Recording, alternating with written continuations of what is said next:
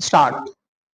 If we travel all over India, we see an enormous variety of population in various degrees of development.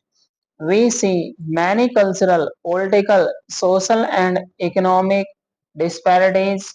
We want to put an end to these disparities and inequalities.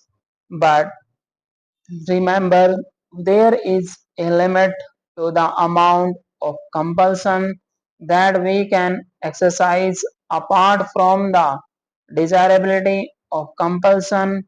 We have to go by consent, not everybody's consent, but the consent of the community as a whole. Apart from this factor, so far as our country is concerned, we have followed a policy in our political field which is somewhat unique.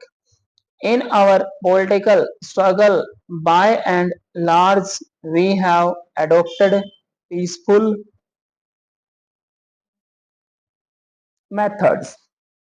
An example is the way we put an end to the princely order in this country. We paid for it, but remember this, what we paid for it, however heavy, was very little compared with the cost of a conflict in economic field. Similarly, we want to do away with classes, but by the method of winning over people.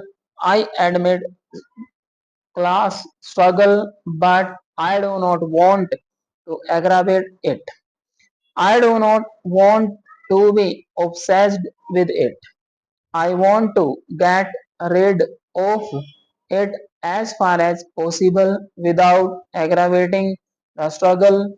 I dislike comparing my country with others to our advantage or disadvantage because I do not want to criticize other countries. But I venture to point out that where upheavals occur, they are products of history and the violence, defect, and civil war govern subsequent events. Some honorable members seem to think that in order to have progress, they must destroy. They think that by increasing the conflict and bitterness, they can have a clean slate to write upon. No country has ever had a clean slate to write upon, not even after the biggest of revolutions. No one should deliberately destroy something which is worthwhile in order to build something which may be good in certain circumstances. I am prepared to compare what has been done in India in the last few years with what has been achieved in any other country. We may have achieved less, I am prepared to admit that, but we must take into account the peaceful and cooperative methods of our approach. You may say that even taking this peaceful cooperative method of approach, we might have gone faster, but I am not sure. The word democracy I know can mean many things, but I am talking of what is called parliamentary democracy. There are other methods which may equally be democratic but which are different. Why have we chosen parliamentary democracy? Because we think that in the long run it produces the best results.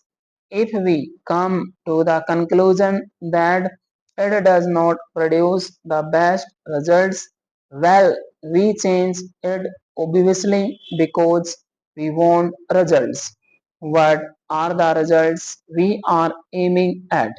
National well being and the happiness of the millions and millions of our people. We have at the present moment a country which is industrially not developed, although we are industrially more developed than any other country in Asia apart from Japan. I am not at the moment taking into consideration the Soviet regions of Asia. Apart from these two exceptions, India is industrially better developed than any other, certainly more than China. Nevertheless, we are an underdeveloped country. Our standard of living is low. We have got to raise that, and in raising the that we have got to find him employment for all our people.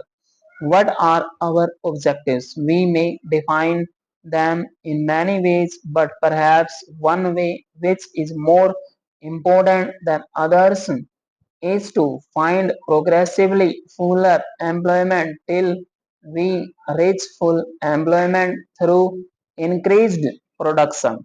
You may also say that greater production ought to imply better distribution. If that is our approach, how are we to do it in this very complicated situation that we are in with an underdeveloped economy and with very little surplus to invest? We cannot compare our programs with those of the industrialized West because they have had centuries or at any rate generations of growth. We cannot compare ourselves with Soviet Russia.